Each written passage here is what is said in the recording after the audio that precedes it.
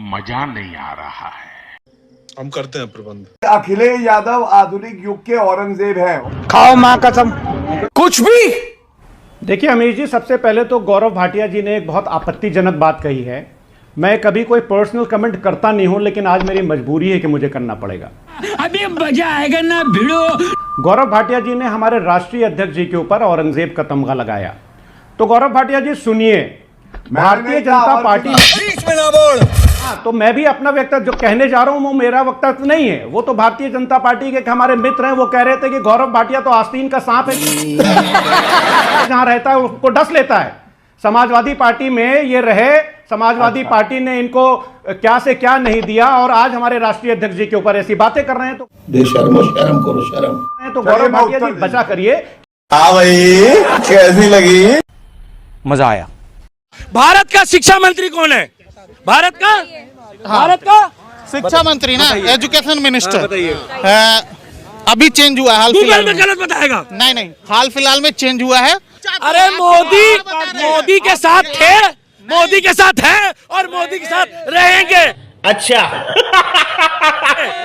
तुम्हारे जैसे 36 बंदे आए और चले गए। इसकी मौका भोल। मध्यम वर्गीय, लोअर क्लास और हाई क्लास कितने वोटर है दिल्ली में, ये बता दो, एवरेज बता दो। अरे भाई आप दिल्ली के हो ना, मगर मैं तो ये जान रहा हूँ कि आप दिल्ली के हो तो फिर बोलता है ले आओ। दिल्ली तो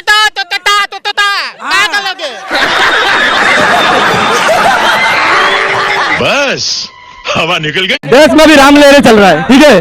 जो राम को लाया जनता उनको लाएगा इस बार, समझ रहे हो? कौन लाया? राम, जो राम को लाया उसको जनता लाएगा। कौन लाया? बस भगवान राम को लाए, 500 साल के बाद नहीं लाया। कुछ ना कुछ तो गड़बड़ जरूर है। जो जनता अभी राम को कौन लाया है भाई? जनता ने कौन लाया, हम क्यों बोलेगा? अबे साले,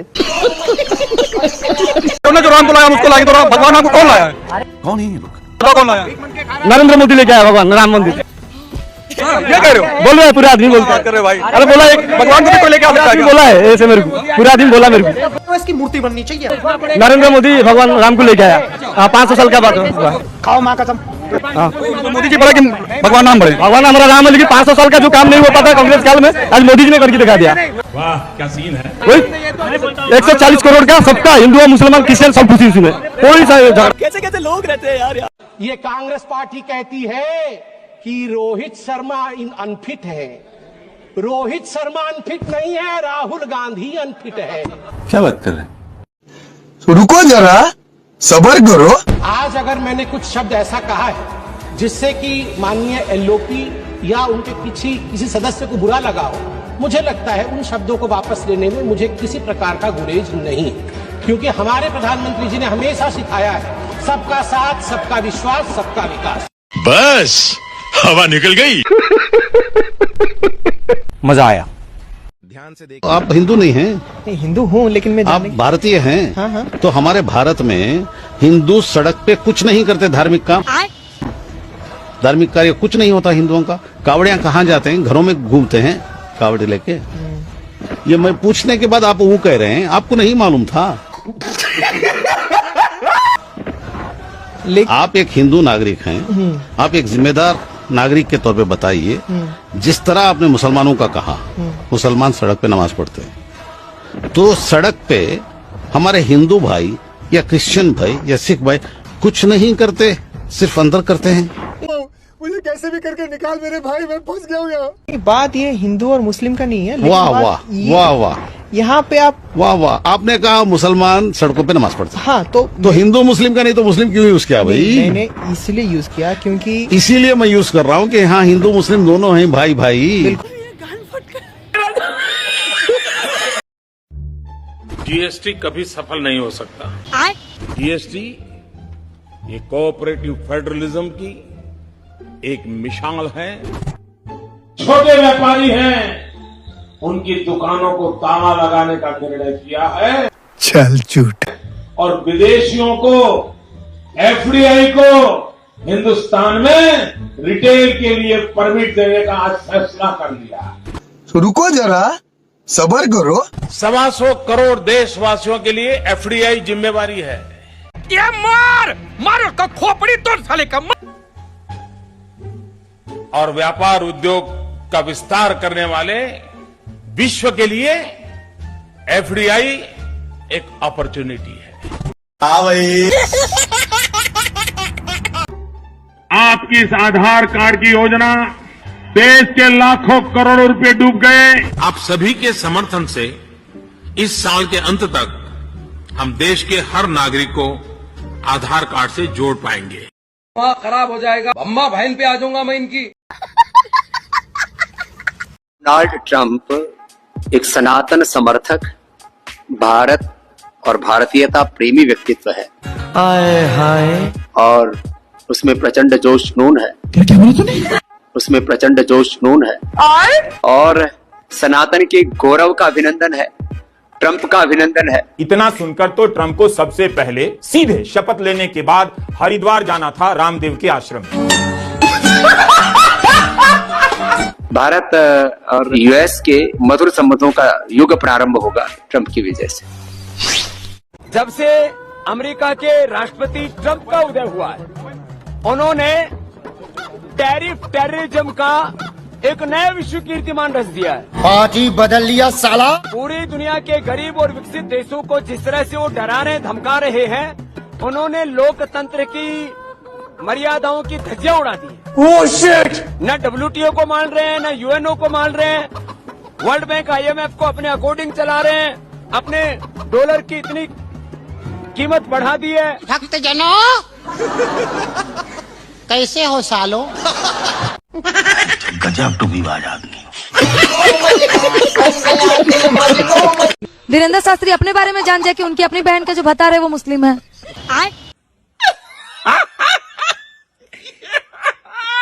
कि अपनी बहन का भतार मुस्लिम है। बिल्कुल। कहाँ से मैसेज आया था? ये नेशनल मीडिया पे चली थी। नेशनल मीडिया वो इंटरव्यू दे रहे थे ना, उस दौरान पूछा गया था कि आपने अपनी बहन का शादी मुस्लिम से किया है, तो हाँ, काफी अच्छे व्यक्ति थे। हाँ, जब हमारे पास पैसे नहीं थे तो हमारे मुस्लिम दोस्त ने हमें पैसे। वीडियो से ही आपका सवाल, आप पे सवाल होगा। ठीक है। जैसे आप जो वीडियो में जो बुरा नहीं मानिएगा, हाँ ये कर लो पहले। जो आप शब्द इस्तेमाल करते हैं मनीष भैया, वो सही है क्या? क्या एक सभ्य समाज में आप जो शब्द इस्तेमाल करते हैं, ये सुनिए, मुझे पहले बताइए। सुनिए, नहीं, सुनिए पहले, ये डोमकच क्या होता है? ये इसका क्या मतलब है? आपके एक जाति विशेष को टारगेट कर रहे हैं। मेरे को जानता नहीं। आप हिजड़ा बोलते हैं, आप और बोलते नजर आते हैं। जो समाज जो वो जी रहा है, आप डायरेक्ट इनडायरेक्ट उसको क्यों बीच में घसीट लाते हैं? साले को बम से उड़ा दूंगा एक बार हाथ में आ जाए तो। आप अपने आप को मीडिएटर मानते हैं कि पत्रकार मानते हैं? वीडियो में आप कहते हैं कि हम एक पत्रकार हैं और अभी आप कह रहे हैं हम मीडिएटर हैं। हम आप निकालने वाला मैं एक मीडिएटर हूँ। जो समझना है समझिए, आप हमको पत्रकार मानिए ना मानिए फर्क नहीं पड़ता। मैं जो कर रहा हूँ अपने स्टाइल से ही करूंगा। साले का खोपड़ी तोड़ साले का। उन्होंने इस तरह से बोला है कि 52 बार जुमा आता है और होली एक बार आता है। ये सीओ है, हमको तो लगता है कि फर्जी सीओ है जी।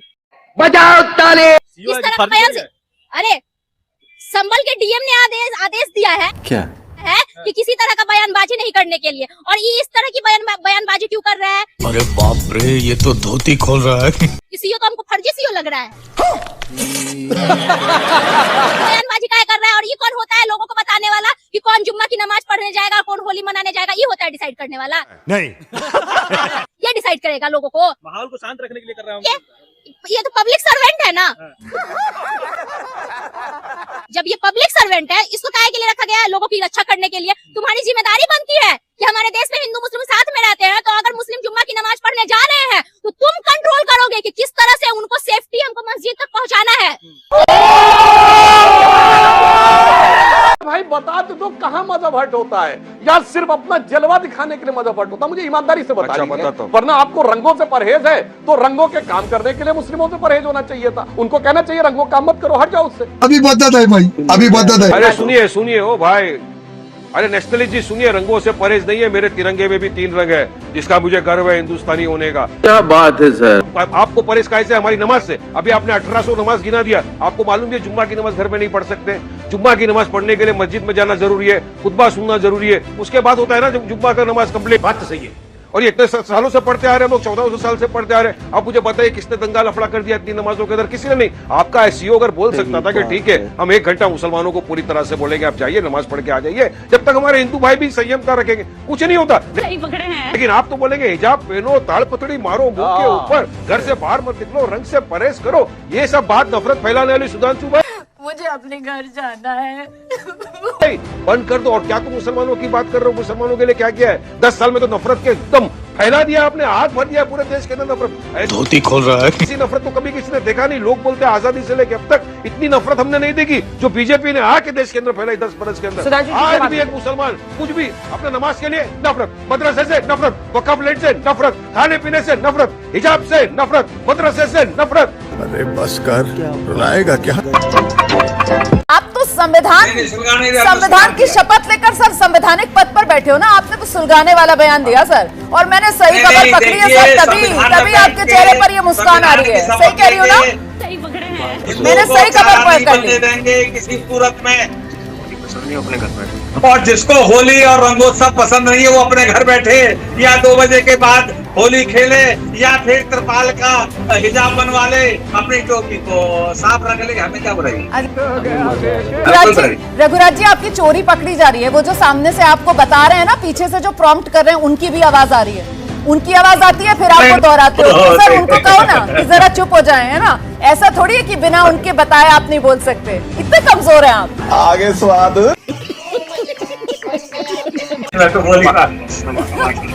एक क्लाइंट को आपको पढ़ा रहे हैं सर, आप तोते की तरह फिर उसको दोहरा रहे हैं। कौन है ये जो आपको तोते की तरह पढ़ा रहे हैं? नहीं, आपको वो दरअसल कुछ और कह रहे थे वो। अरे नहीं, उनकी तो पूरी बात सामने आई है, उनका पूरा मैंने बयान सुना, आपने वही दोहरा दिया, उसमें 2 लाइन और जोड़कर। वही तो आपको पढ़ा रहे थे, वही आपको याद दिला रहे हैं सारे मुद्दे। कर्नाटक ले आओ, अलीगढ़ मुस्लिम यूनिवर्सिटी ले आओ। बस कर।